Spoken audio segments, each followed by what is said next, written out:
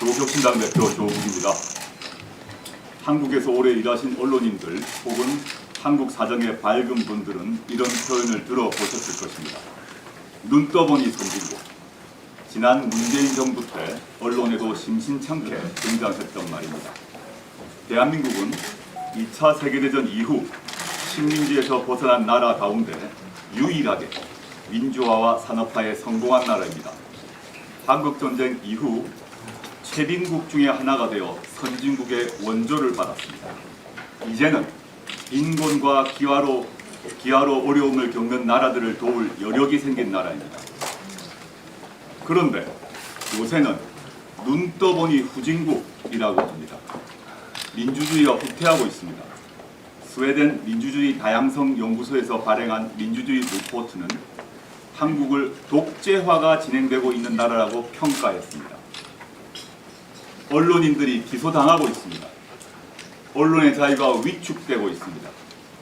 대통령의 수석 비서관이 과거 군사 독재 시절 언론인을 테러한 사건을 언급하면서 언론과 국민을 겁박합니다. 경제는 활력을 잃고 뒷걸음치고 있습니다.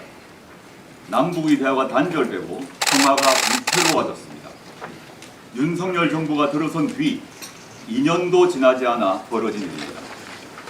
대한민국을 사랑하는 제가 서울에서 일하는 외국 언론인들을 만나 우리나라 정치와 경제, 사회 문화에 대해 긍정적인 이야기만 나눌 수 있었다면 더 좋았을 것입니다. 오늘 주로 제가 드릴 말씀이 그렇지 않아 민망합니다. 하지만 꼭 필요한 이야기입니다. 약 2주 정도 뒤에 국회를 새로 구성하는 총선이 열립니다.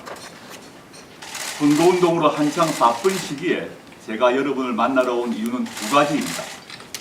하나는 과거 여러 나라의 선배 언론인들과 지식인들이 군사 독재 정권 시절 한국 민주화를 앞당기는 데 큰 도움을 주셨습니다. 감사 인사를 드리고 싶었습니다. 또 하나는 이번 총선 결과에 따라 총선 이후 대한민국에서 펼쳐질 드라마틱한 변화에 대해 여러분들의 이해를 돕기 위해서입니다. 제게 주어진 시간이 많지 않기에 오늘은 두 번째 이야기에 집중하려고 합니다. 저는 지난 정부에서 문재인 대통령을 보좌했습니다. 청와대 민정수석과 법무부 장관으로 일했습니다. 하지만 당시에는 정치인이 될 것이라는 생각은 하지 않았습니다. 저는 정치 신인입니다. 본격적으로 정치에 뛰어든 지 한 달 보름 정도 되었습니다. 정당을 만들고 총선에 도전하는 것도 처음입니다. 그런데도 저와 우리 당의 많은 국민들께서 지지와 성원을 보내주고 계십니다.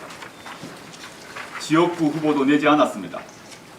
정당이 득표한 비율에 따라 배정받는 비례대표 후보들만 출마합니다. 그런데도 최근 여론조사에서 우리 당에 투표하겠다는 분들이 눈에 띄게 늘고 있습니다. 3년은 너무 길다. 윤석열 검찰 독재 정권 조기 종식이라는 우리 당이 내건 슬로건에 많은 유권자들이 공감하시기 때문입니다. 윤석열 정부가 우리 국민이 피와 땀으로 지켜온 민주공화국의 가치를 무너뜨리고 있기 때문입니다. 우리 국민들의 자부심, 자존심을 망가뜨리고 있기 때문입니다. 외신기자 여러분, 검찰 독재 정권이란 말이 생소하실 것으로 봅니다. 1960년대 박정희, 그리고 1970년대 말 전두환, 노태우 등 몇몇 정치 군인들은 쿠데타로 집권해 정권을 잡았습니다. 군사 독재 정권이었습니다. 당시 검찰은 군사 독재 정권을 지탱하는 하수인이었습니다. 1987년 민주화 운동으로 군사 독재 정권이 끝났습니다. 검찰은 민주화의 수혜를 가장 많이 받았습니다. 수사권과 기소권을 독점한 상태에서 영향력을 키워갔습니다. 수사 과정에서 얻은 정보를 이용해 정치인을 탄압하고 정치에 개입했습니다. 그러다 그들은 스스로 권력이 되기로 결심한 것 같습니다. 윤석열 대통령, 여당 대표인 한동훈 국민의힘 위원장 등은 과거 쿠데타를 모의하고 실행했던 정치 군인들과 다를 바 없습니다. 그래서 검찰 독재 정권이라고 부르는 것입니다. 현재 대한민국 권력기관 요소요소에는 정치검사 출신들이 포진하고 있습니다. 국정 대부분을 검찰이 장악하고 있습니다. 정치를, 국정 운영을 검찰 수사하듯 합니다. 정치에서 대화와 타협은 사라졌습니다. 윤석열 대통령은 의회 다수당이자 제1야당인 민주당 대표 이재명 의원을 집권 이후 한 번도 만나지 않았습니다. 이재명 대표는 수년째 수사를 받아왔고 선거운동으로 한창 바쁠 시기인 요즘도 일주일에 3차례 재판에 출석해야 합니다. 저 역시 2심 유죄 판결을 받고 대법원 판결을 앞두고 있습니다. 제 가족 모두 혹독한 시련의 세월을 견뎌야 했습니다. 물론 정치인도 잘못을 하면 재판을 받고 처벌을 받아야 합니다. 대한민국 헌법은 대부분의 민주국가가 그렇듯 특권층을 허용하지 않기 때문입니다. 그런데 오직 유독 야당에만 혹독하게 칼을 휘둘러대는 검찰은 검찰 독재 정권의 정점에 있는 윤석열 대통령과 그 가족, 동업자 한동훈에게는 반대합니다. 해외도 많이 보도된 명품백 사건은 잘 아실 것입니다. 대통령 부인 김건희 여사가 고가의 명품백을 받았습니다. 영상까지 온 국민에게 공개되었고 외신에도 보도되었습니다. 김 여사의 경우 과거 주가 조작에 가담한 혐의도 있습니다. 공범들의 경우 모두 유죄 판결을 받았습니다. 검찰 보고서에 김 여사 가족이 얻은 수익이 23억 원이라고 기재되어 있습니다. 그런데도 검찰은 수사하지 않습니다. 국회에서 이 범죄 혐의를 수사하기 위해서 특별검사법을 통과시키자 대통령은 거부권을 행사했습니다.